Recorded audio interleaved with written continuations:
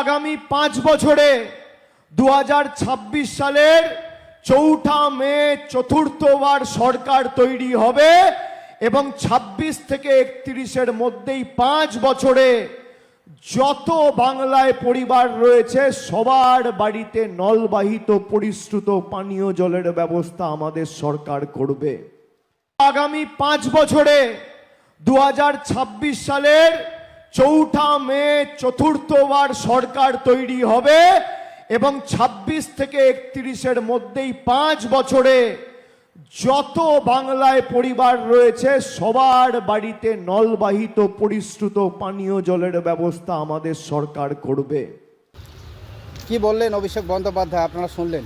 কিন্তু আমার প্রশ্ন, গত 15 বছরে তাহলে কি কাজ করলেন, এবং 15 বছরে যে কাজ হলো না সেটা কি করে 5 বছরে সম্ভব? আপনারা অবশ্যই বলবেন। কিন্তু আমি বলতে চাই যে অভিষেক বন্দ্যোপাধ্যায় বলছেন যে 4 মে 2026 চতুর্থবারের সরকার গঠন হবে এবং বাংলার প্রত্যেকটা পরিবারের বাড়িতে পরিশ্রুত পানীয় জল, নলবাহিত জল মানে ঘরে ঘরে দেবেন, বাংলার প্রতিটা বাড়িতে প্রতিটা পরিবারে। তো একবার আপনারা ভেবে দেখেছেন? জানি না যে অভিষেক বন্দ্যোপাধ্যায় যে কথা বলছেন, তিনি এই 26-এ ভোট এসেছে, এই ভোট চাওয়ার আবেগে এই কথা বলছেন, নাকি তিনি চিন্তা করেই নিছেন যে জনসাধারণ তো কে বলবে, আর কেউ তো কিছু বলবে না, শুধু ভোট নেওয়ার জন্যে নাকি কৌশল হয়তো। কেন বললাম আমি? কারণ হচ্ছে যে আমরা সাধারণ মানুষ, বাংলার সাধারণ মানুষ, আমরা তো গ্রামে গঞ্জে থাকি, আমাদের খুব একটা অভিজ্ঞতা তো আছেই, কিন্তু শহরের খুব একটা অভিজ্ঞতা হয়তো নেই। কিন্তু আমাদের পশ্চিমবাংলার যে শহরগুলি আছে, যে মিউনিসিপ্যালিটিগুলি আছে, আপনারা খেয়াল করবেন, বিশেষ করে আমি বর্তমান শিলিগুড়িতে থাকি, এই শিলিগুড়িতেই দেখতেছি 46টা 47টা ওয়ার্ড। এই 46টা 47টা ওয়ার্ড, এই ওয়ার্ডে যে টাইম কল, বাড়ি বাড়ি না কিন্তু, শুধু সময় মতো যে টাইম কলগুলি, সেই টাইম কলে পরিশ্রুত পানীয় জল দেওয়ার দায়িত্ব তৃণমূল সরকারের, আমাদের পশ্চিমবঙ্গের সরকারের। এবং এই শহরের যে শুধু এই ওয়ার্ডগুলিতে জল সরবরাহ করতেছে টাইম কলগুলিতে, সেই টাইম কলগুলি খারাপ হয়ে পড়ে আছে, সেগুলি সারাই হয় না, সেই টাইম কল থেকেই সাধারণ মানুষ জল পাচ্ছে না। কিন্তু এখন অভিষেক বন্দ্যোপাধ্যায় কি বলছেন যে 4 মে সরকার গঠন হবে, চতুর্থবারের সরকার হবে, এবং সরকার হলেই নাকি পুরো পশ্চিমবাংলার সাধারণ মানুষের বাড়িতে পরিশ্রুত পানীয় জল, নলবাহিত জল ঘরে ঘরে পৌঁছে দেবেন। তো কি করে সম্ভব?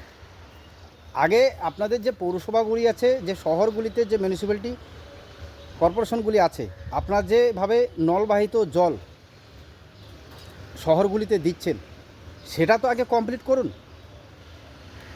আর সবথেকে বড় কথা, তিনি বলছেন পশ্চিমবাংলার সমস্ত পরিবারের কাছে পৌঁছে দেবেন।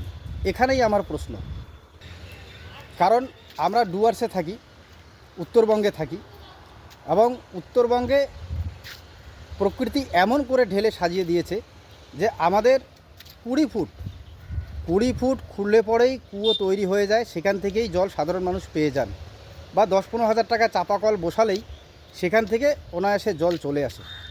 তো সেই জায়গায় দাঁড়িয়ে অভিষেক বন্দ্যোপাধ্যায় বলছেন সাধারণ মানুষের ট্যাক্সের টাকা খরচা করে পশ্চিমবাংলার প্রতিটি ঘরে ঘরে পরিশ্রুত পানীয় জল, নলবাহিত জল পৌঁছে দেবেন।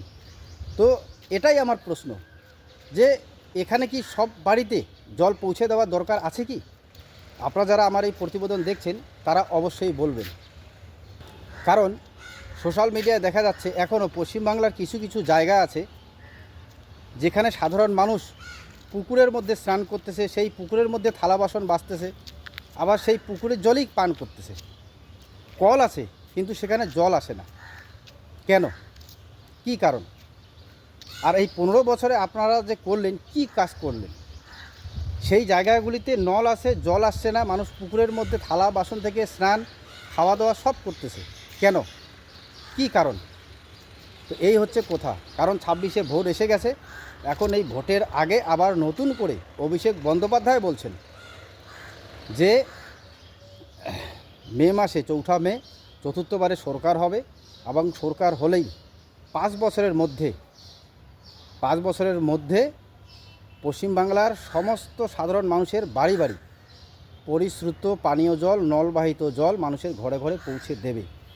আমি আবারও বলবো, পরিশ্রুত পানীয় জল, নলবাহিত জল পশ্চিমবাংলার প্রতিটি বাড়িতে কি পৌঁছানো দরকার আছে? এটাই হচ্ছে সবথেকে বড় প্রশ্ন। কি বলেন আপনারা? কমেন্টে অবশ্যই জানাবেন। সজাগ থাকবেন। ধন্যবাদ।